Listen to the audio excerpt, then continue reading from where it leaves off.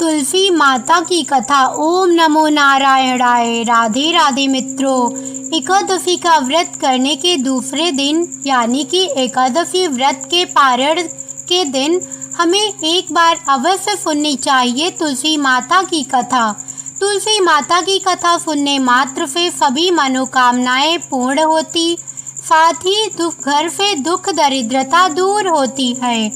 हम सब इस वीडियो में सुनेंगे तुलसी माता की कथा और एकादशी व्रत कथा। श्री सूत जी बोले, महाराज ब्राह्मणों से बोले कि हे ब्राह्मणों, इस विधि युक्त उत्तम महात्म्य को श्री कृष्ण ने कहा था। विशेषकर जो उत्तम जन इस व्रत की उत्पत्ति भक्ति से सुनते हैं, वह इस लोक में अनेक प्रकार के सुख भोगकर अंत में दुष्प्राप्य विष्णु लोक को पाती हैं। पूर्व काल में श्री भगवान ने अर्जुन के प्रति एकादशी व्रत की उत्पत्ति विधि इत्यादि कही थी, सो उन्हीं के कथन रूप से मैं कहती हूँ।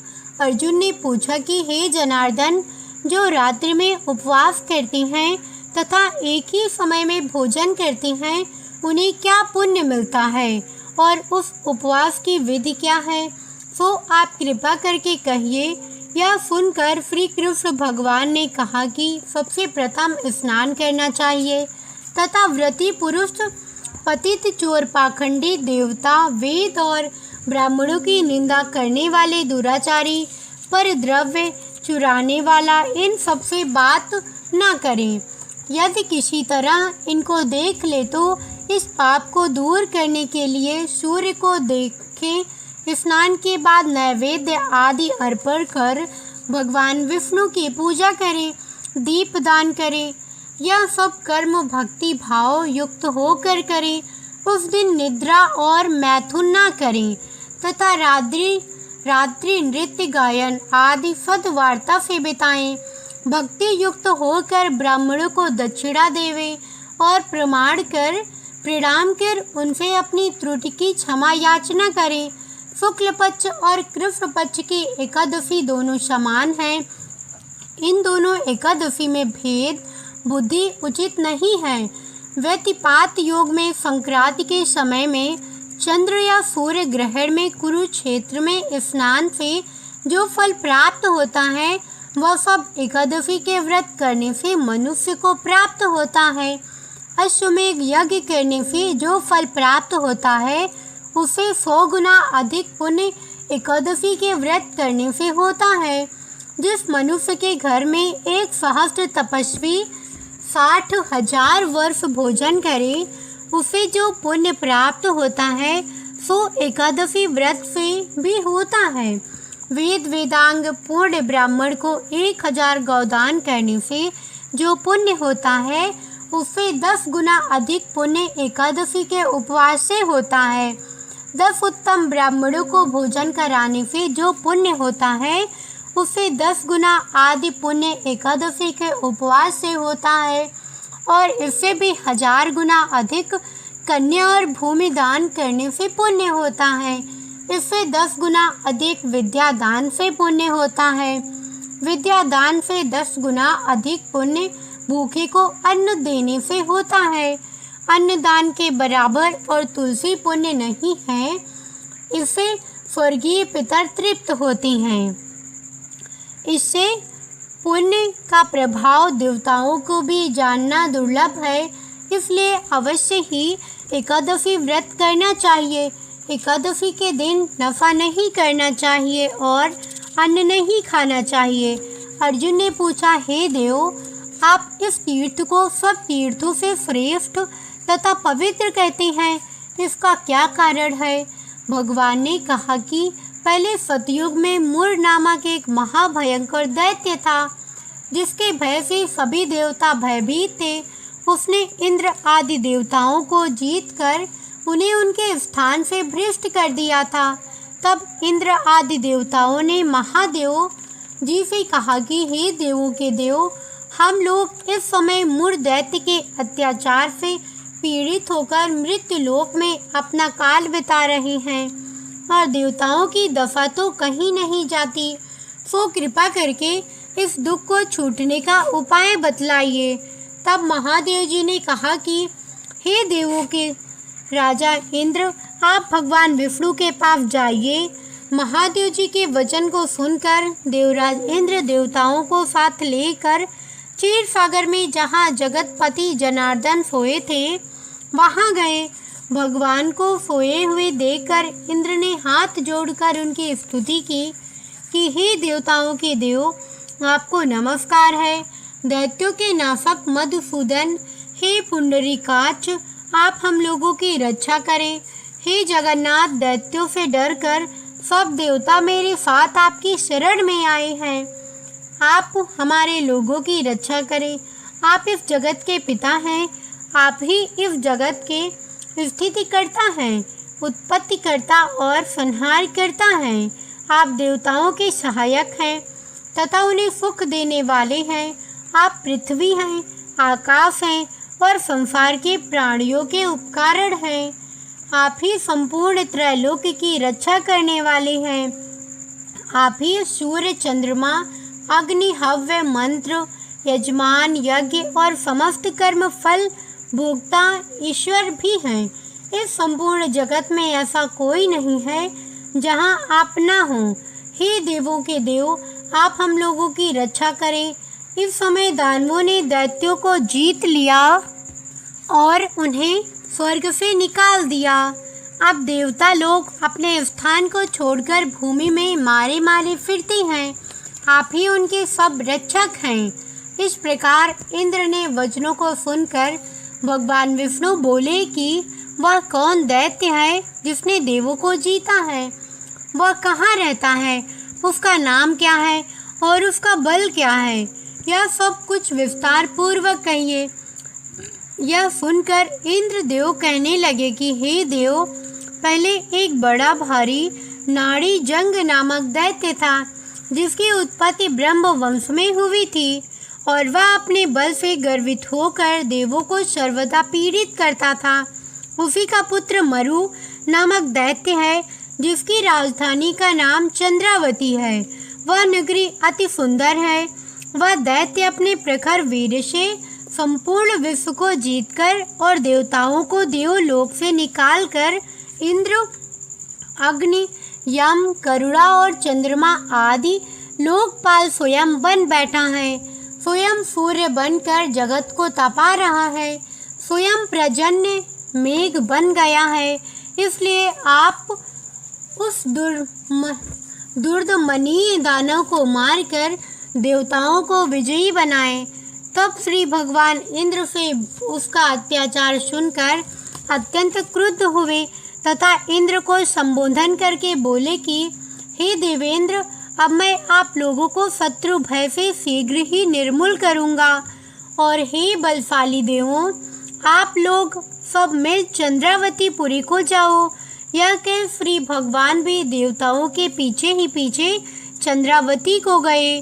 वहां जाकर देखा कि दैत्याधिप मुरु अनेक दैत्यों से परिवेष्टित होकर संग्राम भूमि में गरज रहा है। युद्ध प्रारंभ होने पर असंख्यात सहस्त्र दानव दिव्य अस्त्र शस्त्रों से सुसज्जित होकर लड़ने लगे। अंत में देवता लोग दानवों से लड़ ना सके। उन्हें देखकर अनेक दैत्य अस्त्र शस्त्र से उन पर टूट पड़े। जब भगवान ने देखा कि देवता भाग गए हैं, तब शंख चक्र गदाधारी भगवान अस्त्र शस्त्रों से राक्षसों को युद्ध करने लगे। उन सर्प समान अस्त्रों से विद्ध हो अनेक दानव इस लोक से चिरदिन के लिए प्रस्थित हुए, परंतु दैत्याधिप निश्चल भाव से युद्ध करता रहा। भगवान जिन जिन अस्त्रों का प्रयोग उस पर करे, वह सब उसके तेज से कुंठित होकर पुष्प के समान उसके अंगों में मालूम पड़ते थे। अनेक शस्त्रों के प्रयोग करने से भी जब भगवान उनको ना जीत सके, तब क्रुद्ध होकर परिघ तुल्य बाहुओं से मल्ल युद्ध करने लगे। 1000 वर्ष भगवान ने उससे युद्ध किया, परंतु वह नहीं हारा। तब भगवान शांत होकर विश्राम करने की इच्छा से बद्रिकाश्रम चले गए। वहाँ 48 कोस की लंबाई में विस्तृत और एक द्वार युक्त हेमवती नामक गुफा में शयन करने के लिए भगवान ने प्रवेश किया। हे धनंजय, मैं उस गुफा में सोया था तो दानव भी मेरे पीछे पीछे उस गुफा में चला आया और मुझे सोते देखकर मारने के लिए उद्यत हुआ। वह समझता था कि आज मैं दानवों के चिर शत्रु इनको मारकर इन्हें निष्कंटक बनाऊं। उसी समय मेरे शरीर से अत्यंत सुंदरी दिव्य अस्त्र लिए एक कन्या उत्पन्न होकर दानव राज के सम्मुख युद्ध के लिए उपस्थित हुए। दानवेंद्र उससे युद्ध करने लगा और युद्ध में उसकी निपुणता को देखकर सोचने लगा कि इस रुद्र स्वरूप स्त्री को किसने बनाया, जिसके पार वज्रों के समान है। पुनः उन दोनों में घमासान युद्ध आरंभ हुआ। एक मुहूर्त में ही उस कन्या ने दानव राज के अस्त्र शस्त्रों को काटकर उसे रथहीन कर दिया, तो वह दानव विरथ और निशस्त्र होकर आक्रमण करने के लिए दौड़ा, परंतु भगवती ने उसे मुष्टिक मारकर जमीन पर गिरा दिया। तो पुनः वह उठकर कन्या को मारने की इच्छा से दौड़ा। उसे आते देखकर भगवती ने उसका सिर धड़ से अलग अलग करके उसे यमलोक को भेज दिया और उसके साथी भयभीत होकर पाताल को चले गए। जब भगवान उठे तो वह कन्या उनके सामने हाथ जोड़ खड़ी हुई। उस कन्या को देखकर भगवान विष्णु अति प्रसन्न हुए और बोले कि संपूर्ण देव गंधर्व नाग लोकेश सभी को जीतने वाले इस दृष्टि दानव को रण में किसने मारा है, जिसके भय से मैंने इस कंदरा में आश्रय लिया था, सो किसने कृपा कर मेरी रक्षा की है। कन्या ने उत्तर दिया कि हे प्रभु, आपको सोया देखकर वह दानव आपको मारना चाहता था कि आपके ही अंश से उत्पन्न हुई मैंने ही इस दानव का संहार करके देवताओं को निर्भय किया है। मैं सर्व शत्रु दमनकारिणी आपकी महाशक्ति हूँ। हे प्रभु, आप बतलाइए कि इसके मारने से आपको क्यों आश्चर्य हो रहा है। भगवान बोले कि हे निष्पाप, इस दानव को मारने से तुझ पर मैं अत्यंत प्रसन्न हूँ। इस समय सभी देवता अत्यंत हर्षित हो गए हैं और तीनों लोकों में इस समय आनंद छा रहा है। अतः निसंकोच होकर तुम्हारी जो इच्छा हो सो वर मांगो। स्मरण रखो कि देवताओं को दुर्लभ वर भी तुम मांगोगी तो मैं तुम्हें दूंगा। कन्या बोले कि भगवान, यदि आप मुझ पर प्रसन्न हैं और यदि वर देना चाहती हैं तो मुझे वह वर दीजिए कि इस दिन यदि कोई उपवास करे तो मैं उसके पापों से उसे तारने में समर्थ हूँ और इस उपवास से जो पुण्य होता है उसे आधा रात्रि भोजन में होवे। उसका आधा पुण्य एक संध्या भोजन करने वालों को हो। जो जितेंद्रिय मेरे दिन को भक्ति युक्त होकर उपवास करे सो विष्णु धाम को प्राप्त होवे और कोटि वर्ष तक वहाँ अनंत सुख भोग करे। यह सुनकर भगवान विष्णु बोले कि हे कल्याणकारी, जो तुम कहती हो वह अत्यंत सत्य होवे। जो हमारे और आपके भक्त हैं उनकी कीर्ति जगत में प्रसिद्ध होगी तथा वे मेरे समीप वास करेंगे। हे मेरी उत्तम शक्ति, तुम एकादशी तिथि को उत्पन्न हुई हो, इस कारण तुम्हारा नाम भी एकादशी ही होगा।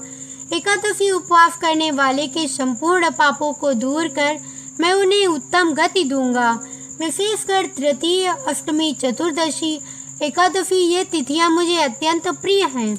हे पार्थ, सब तीर्थों से, सब व्रतों से अधिक पुण्य एकादशी तिथि में है। विष्णु भगवान इतना वर देके वहां से अंतर ध्यान हो गए और एकादशी तिथि भी वर पाकर परम संतुष्ट तथा हर्षित हुई। हे अर्जुन, जो मनुष्य एकादशी का व्रत करते हैं मैं उनके शत्रुओं का नाश करके अवश्य ही उत्तम पद देता हूँ। इस प्रकार एकादशी की उत्पत्ति हुई। सब पापों को दूर करने और सब प्रकार के मनोरथ सिद्ध करने के लिए यह तिथि प्रसिद्ध है। जो एकादशी व्रत करती हैं वे उत्तम लोक को जाती हैं। वह पुरुष धन्य है जो विष्णु भक्त एकादशी का महात्म्य सर्वदा श्रवण या पठन करती हैं। उन्हें अश्वमेध का फल प्राप्त होता है। जो विष्णु परायण मनुष्य दिन रात विष्णु की कथा सुनती हैं वह अपने कोटि पुरुष के साथ विष्णु लोक में जाकर पूजित होती हैं। जो एकादशी महात्म्य का चतुर्थार्थ भी श्रवण करता है उसके ब्रह्म अत्यधिक पाप छूट जाती हैं। विष्णु धर्म के समान दूसरा धर्म नहीं है। एकादशी व्रत के समान दूसरा व्रत नहीं है। तुलसी माता की कथा। एक कन्या थी। जब वह थोड़ी बड़ी हुई और उसको समझ आने लगी तब से ही वह तुलसी माता की पूजन करने लगी। उसके प्रतिदिन का नियम था कि तुलसी माता जी का पूजन करने के बाद ही खाना खाती थी। जब वह शादी के लायक हुई तब उसके माता पिता ने उसकी शादी करवा दी। कन्या को उसके माता पिता ने दहेज में भी एक तुलसी का गमला दिया। ससुराल में वह प्रतिदिन सवेरे उठते ही पूजा करती, फिर उसके बाद ही खाना खाने बैठती थी। उसकी 2 जेठानियाँ थी। वो दोनों उसका मजाक उड़ाती थी कि बड़ी नियम धर्म वाली बनती है। उन दोनों को उससे बहुत ईर्ष्या होती थी, इसलिए वो दोनों तुलसी जी का गमला छिपा देती। वह कन्या बड़ी मुश्किल से ढूंढ कर लाती, अच्छे से पूजा करती, फिर खाना खाती। वह गमला ढूंढ कर ले आती तो एक दिन तो उसके जेठानियों ने क्या किया कि तुलसी माता का गमला कहीं दूर फेंक दिया। कन्या ने खूब ढूंढा पर उसे तुलसी का गमला नहीं मिला। वह बहुत ही परेशान हो गई। उस दिन तो उसने खाना भी नहीं खाया। उसका नियम जो था, उस कन्या की सच्ची भक्ति देखकर तुलसी माता उससे बहुत प्रसन्न हो गई और उसके कमरे में तुलसी माता का गमला प्रकट हो गया। अगले दिन सुबह जब वह उठी तो क्या देखती है कि उसके खाट के चारों कोनों पर तुलसी माता का गमला आ गया है। यह देखकर वह तो बहुत प्रसन्न हो गई कि अब मेरी तुलसी माता को कोई चुरा नहीं सकेगा। पूजन करने के लिए भी कहीं और जाना नहीं पड़ेगा और कोई मेरी तुलसी माता को फेंक भी नहीं सकेगा। वह तो जल्दी से उठकर स्नान करती है और तुलसी माता की पूजन कर लेती है। जब वह खाना खाने बैठी तो उसकी जेठानियां मजाक करने लगी कि लो देवरानी का नियम धर्म पूरा हो गया। उससे पूछती है कि तुलसी जी की पूजा कर ली क्या? देवरानी धीरे से बोलती है कि हाँ कर ली। जेठानियां बोलती हैं कहाँ से कर ली पूजा, गमला तो फेंक दिया था। देवरानी कहती है कि देख लो मेरे कमरे में खाट पर तुलसी जी लग रही हैं। जेठानियां बहुत शर्मिंदा हुई और बोली कि देवरानी तेरी भक्ति सच्ची है, हमने तुझे बहुत परेशान किया, हमें माफ़ कर दे। देवरानी उन्हें माफ़ कर देती है। हम भी तुलसी माता जी से यही प्रार्थना करती हैं कि हे तुलसी माता, जैसी कृपा आपने देवरानी पर करी वैसी हम सब पर भी करना। अब सुनती हैं तुलसी माता की दूसरी कथा। एक बुढ़िया माई थी। उसको तुलसी पूजा करने का नित्य का नियम था। वह प्रतिदिन खाना खाने से पहले पूजा करती थी और उसके बाद खाना खाती थी। वह तुलसी माता से प्रतिदिन प्रार्थना करती थी कि हे तुलसी माता, खाड़ खीर का भोजन देना, पाट पीताम्बर का वेश देना, योगियों जैसी मौत देना, स्वर्ग का वास देना, राम लक्ष्मण की कांध देना, सीता जी का चाल चलावा देना। यह सुनकर तुलसी जी सूखे सूखे रह रही थी। राम लक्ष्मण उधर से निकल रहे थे तो उन्होंने पूछा तुलसी जी कि आप सूखे सूखे क्यों जा रहे हो? एक बुढ़िया, वह बुढ़िया रोज मेरी पूजा करती है और वह मुझसे खाने का लड्डू मांगती है, खेलने को भाई मांगती है, खाड़ खीर का भोजन मांगती है, पाट पीताम्बर का वेश मांगती है। आपकी कांध मांगती है, सीता जी का चाल चलावा मांगती है, स्वर्ग का वास मांगती है, योगिनियों की मौत मांगती है। तुलसी माता बोली, बाकी सब तो मैं दे दूं, पर आपकी कांध कहाँ से दूं और सीता जी का चाल चलावा कहाँ से दूं उस बुढ़िया माई को। राम जी और लक्ष्मण जी तुलसी जी से बोले कि आप हरे भरे हो जाओ, सब हो जाएगा। कुछ दिनों बाद बुढ़िया माई मर गई। लोग इकट्ठा होने लगे, क्यों कि ले जाने के लिए उसको तैयार करने के लिए उठाने लगे तो वह इतनी भारी हो गई कि उसको लोग उठा नहीं पाए, उसको हिला भी नहीं पा रहे थे। लोग कहने लगे कि बुढ़िया इतनी भारी कैसे हो गई, वह तो देव दर्शन सब करती थी, क्या वह कोई जादू टोना करती थी जो ऐसी भारी हो गई। इतने में राम लक्ष्मण और सीता जी आए। सीता जी ने चाल चलावा किया और राम लक्ष्मण ने कंधा दिया और बुढ़िया तो सदैव वैकुंठ को चली गई। हम भी तुलसी माता से यही प्रार्थना करते हैं कि हे तुलसी महारानी, जैसी सद्गति उसको दी वैसी सद्गति सभी को देना। अब आइए सुनते हैं तुलसी माता की तीसरी कथा। एक ब्राह्मण था, वह प्रतिदिन मंदिर जाता था, वह प्रतिदिन तुलसी माता की पूजा करता था। वह तुलसी माता से प्रतिदिन प्रार्थना करता था कि हे तुलसी महारानी, मेरा आनंद करना। तुलसी माता ने सोचा कि यह ब्राह्मण तो बहुत सीधा है और गरीब है और प्रतिदिन मेरी पूजा करता है, मैं इसके कुछ न कुछ करना चाहती हूँ। तो तुलसी महारानी एक कन्या का रूप बनाकर बैठ गई और उस ब्राह्मण को बोली कि ब्राह्मण, मैं भी तेरे घर आना चाहती हूँ। ब्राह्मण ने सोचा कि 6 लड़कियाँ तो मेरे पहले से ही हैं और 7 लड़कियों का मैं कैसे पालन पोषण करूँगा, लड़कियों की शादी कैसे कराऊँगा, मेरे पास तो कुछ ऐसा भी नहीं है। यह व्यभिचार करके वह बहुत परेशान रहने लगा, उसको तो खाना भी नहीं भा रहा था। उसकी औरत ने कहा कि क्या बात है, आजकल बहुत दुखी दुखी रहने लग गए। तो इस पर ब्राह्मण बोला कि मैं मंदिर जा रहा हूँ, वहाँ पर एक छोटी सी कन्या बैठी है और वह कहती है कि ब्राह्मण, मैं आपके घर आऊँ। उसकी पत्नी बोली कि अरे, इसमें परेशान होने की क्या बात है, आ रही है तो आने दो। ब्राह्मण बोला कि पहले से अपनी 6 लड़कियां तो हैं ही, उनकी भी अपने को शादी भी करवानी है।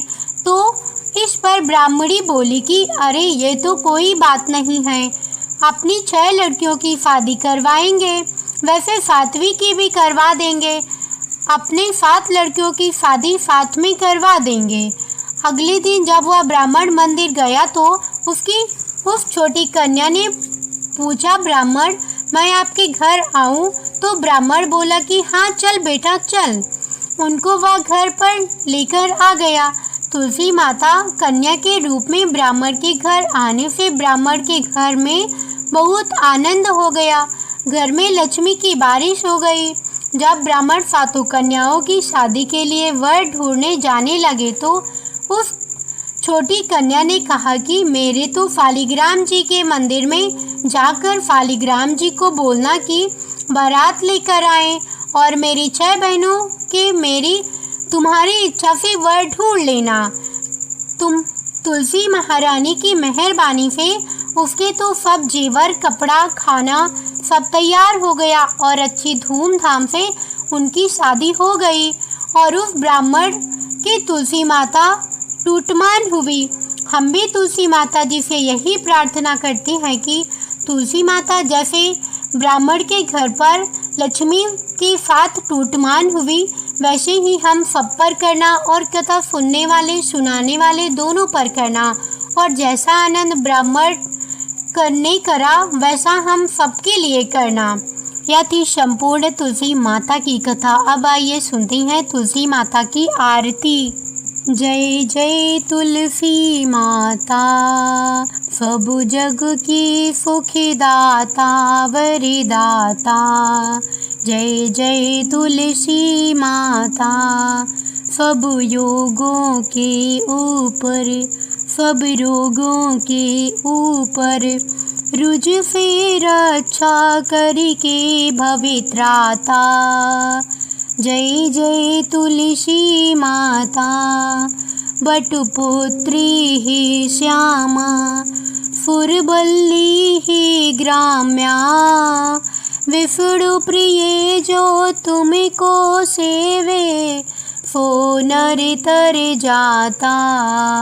जय जय तुलसी माता, हरि के शिशु विराजत, त्रिभुवन से हो वंदित, पतित जनों की तारिणी विख्याता। जय जय तुलसी माता, लेकर जन्म विजन में आई दिव्य भवन में, मानवी लोक तुम्हीं से सुख संपत्ति पाता। जय जय तुलसी माता, हरि को तुम अति प्यारी, श्यामी वरण तुम्हारी, प्रेम अजब है उनका, तुम से कैसा नाता। जय जय तुलसी माता, तुलसी माता की जय, भगवान विष्णु की जय। यह थी संपूर्ण कथा। कैसी लगी कमेंट करके अवश्य बताइएगा।